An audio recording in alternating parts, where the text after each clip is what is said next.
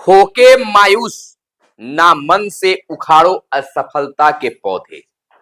धूप बरसी है यहां तो बारिश भी सफलता वाली यही होगी।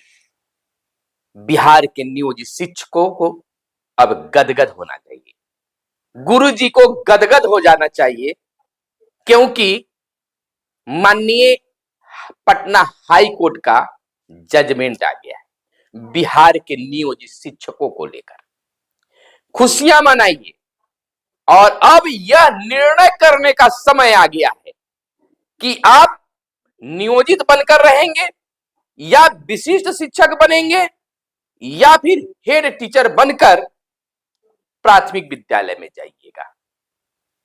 यह वह समय आ गया है जहां खुद के बदौलत खड़े होकर निर्णय लेने की जरूरत हो गई है कि हमें क्या करना चाहिए। भले ही आप एक विशिष्ट शिक्षक राज्यकर्मी कहलाइएगा, लेकिन और तो और नहीं, 2 सालों तक आपको पश्चाताप करनी होगी। यह मैं नहीं, यह खुलकर बातें अब सामने आने लगी है। मैं अपनी बातें कुछ नहीं कहूंगा, जो भी बातें अब तक निकल कर आई है वह कहूंगा। शीतकालीन सत्र भी समाप्त हो गया, अब आवाज भी आपको कैसे उठाई जाएगी।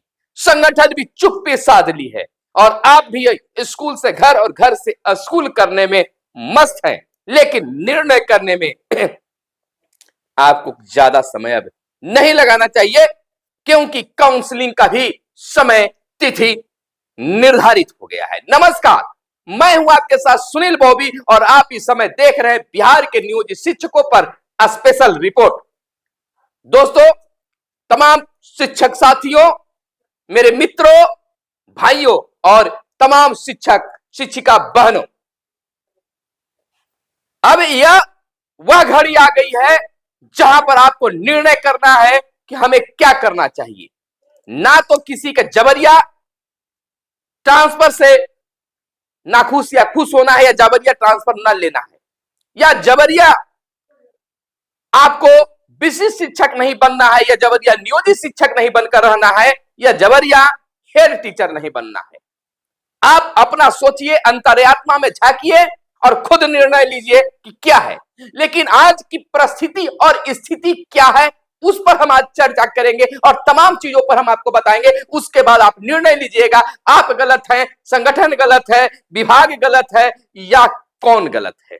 निर्णय आप लीजिएगा और तब कहिएगा। लेकिन फिलहाल आप गदगद हो जाइए, आपके लिए बड़ी खुशखबरी यह है, जैसा कि मैंने पिछले वीडियो में भी बता चुके हैं, कि पटना हाई कोर्ट के द्वारा बिहार के नियोजित शिक्षकों के लिए एक बड़ा जजमेंट दिया गया, जिसमें कहा गया कि जिन शिक्षकों का जो हड़ता रखते हैं 4 साल पूरा हो गया है सेवा काल, तो उन्हें प्रमोशन का लाभ दीजिए। स्नातक ग्रेड हेड मास्टर में प्रमोशन दीजिए। उन्होंने इस जजमेंट में 2020 नियमावली पर यह जजमेंट दिया है और कहा है कि आप अपने ही नियमावली से पीछे हट रहे हो, क्यों नहीं इनको दिया गया। और औरंगाबाद के डीडीसी को आदेश दिया गया कि आप प्रमोशन करके हमें रिपोर्ट दें। औरंगाबाद डीडीसी को इसलिए कहा गया क्योंकि औरंगाबाद के शिक्षक इंद्रजीत कुमार जो हैं, वह पटना हाई कोर्ट में गए थे और उससे पहले, पटना हाई कोर्ट में जाने से पहले डीडीसी को आवेदन किया था, लेकिन वहां से कोई स्टेप नहीं लिया गया, इसलिए डीडीसी को आदेश दिया गया है।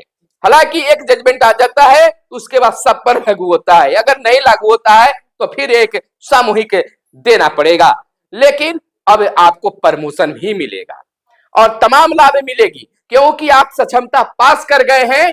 और सरकार का यही कहना था, बिहार के मुख्यमंत्री नीतीश कुमार ने भी अभी जब नियुक्ति पत्र सक्षमता पास शिक्षकों को दे रहे, तो उस समय भी कहा कि मामूली सी परीक्षा देकर सक्षमता पास कर दीजिए। आप भी कर गए हैं और अपने साथियों को भी कहिए कि सक्षमता परीक्षा दे दीजिए। अब यह कोई जरूरी नहीं है कि हम विशिष्ट शिक्षक बने, आपको राज्यकर्मी देना है। अरे भैया, आप राज्यकर्मी नहीं दे रहे हैं, क्या दे रहे हैं? ना वेतन बढ़ रहा है, ना कुछ बन रहा है। निर्णय करना होगा कि आप नियोजित, विशिष्ट या क्या कुछ। कहिए, मांग कीजिए एक सरकार से कि हमें विशिष्ट शिक्षक मंजूर नहीं है। अगर आप सचमुच में राज्यकर्मी बनाना चाहते हैं तो एक क्या बनाकर रख दी है, नियोजित विशिष्ट सहायक अध्यापक, हमें बनाइए सहायक शिक्षक। मंजूर रहेगा हमें, हम विशिष्ट शिक्षक नहीं सहायक शिक्षक बनेंगे। सहायक शिक्षक, सहायक शिक्षक, सहायक शिक्षक। आखिर नाम बदलकर क्या षड्यंत्र रच रही है बिहार सरकार या शिक्षा विभाग? सहायक शिक्षक करने में क्या है घाटा? बहुत बड़ी घाटा है सरकार को। वो आपको कभी सहायक शिक्षक नहीं बनाएगी। सभी पुराने पद को मृत कर दिया गया है। आपको अगर सहायक शिक्षक बना दिया जाए तो उन्हें 9300 वाला वेतनमान देना ही होगा, देना ही होगा, देना ही होगा। इसलिए इसमें बड़ी राज है और इस समय की स्थिति जो है बिल्कुल गड़बड़ हो गया है। बिल्कुल अब शीतकालीन सत्र में यह पूर्णतः जिक्र हो गया है कि आप बीपीएससी से बहाल शिक्षकों से नियोजित शिक्षक जूनियर होंगे।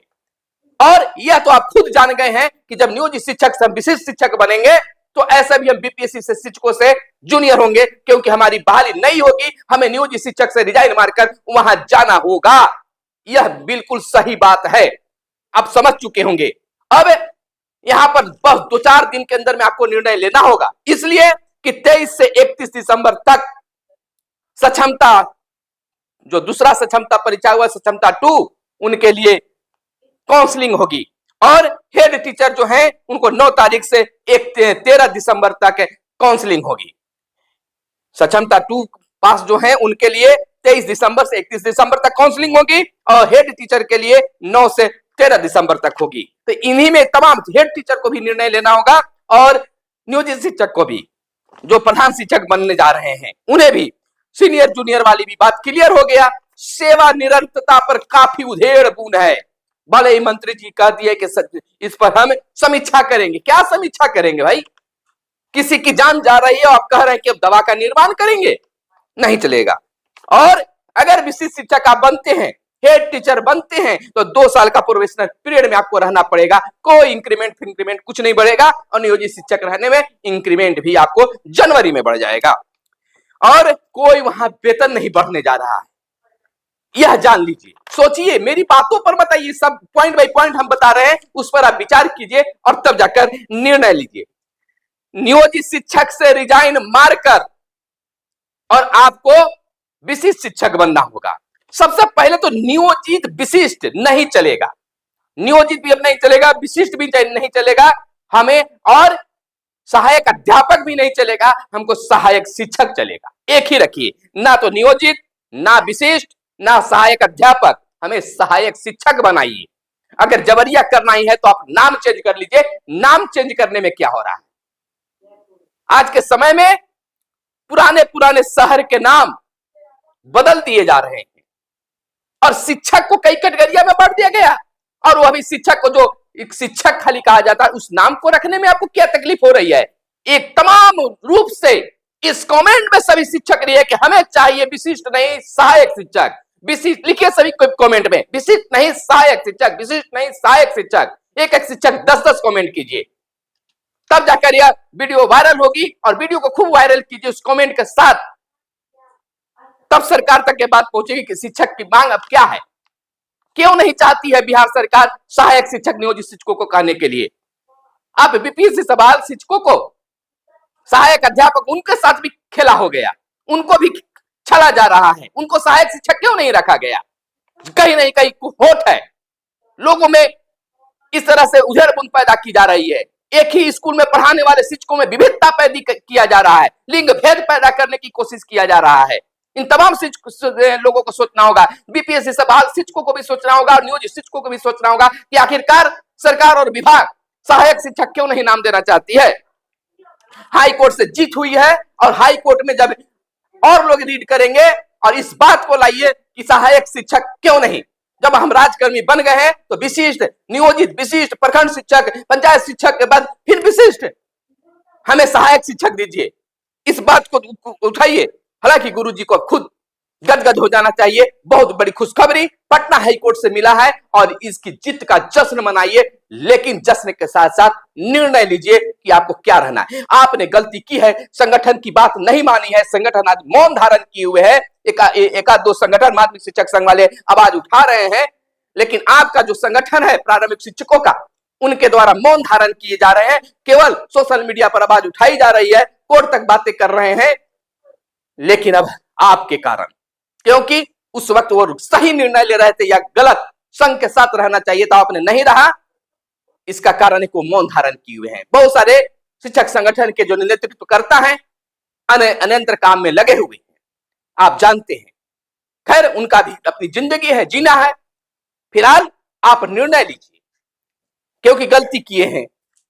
और यह तो जरूर है कि सक्षमता परीक्षा में आप अपने मन से आगे बढ़े हैं, तो अपने मन से निर्णय लीजिए और बात उठाइए। कोई नहीं, न्याय है, न्यायालय है, न्याय मिलेगा, इससे घबराइए नहीं। अगर आज यहाँ बारिश हुई है तो कल यहाँ पर धूप भी निकलेगी, यह याद रखिए। और आपकी जीत होगी, आप खुशियां मनाइएगा, कहिएगा कि मैंने कुछ सही कहा था।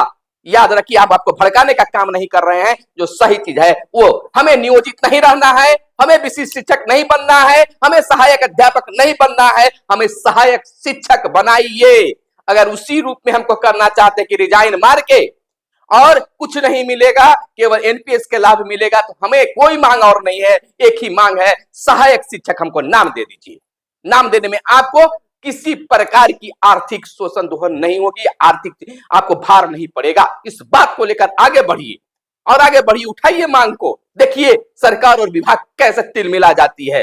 फिलहाल आपसे आग्रह है कि आपके लिए अगर इतनी आवाज, ऊंची आवाज उठा रहे हैं, ऊंची आवाज में आवाज लगा रहे हैं, तो आपका भी कर्तव्य है कि चैनल को जरूर सब्सक्राइब कर लीजिएगा। क्योंकि हमारा सब्सक्राइबेशन जो है, हमारी सदस्यता संख्या ही है, हमें हिम्मत देती है और एकजुटता पैदा करती है।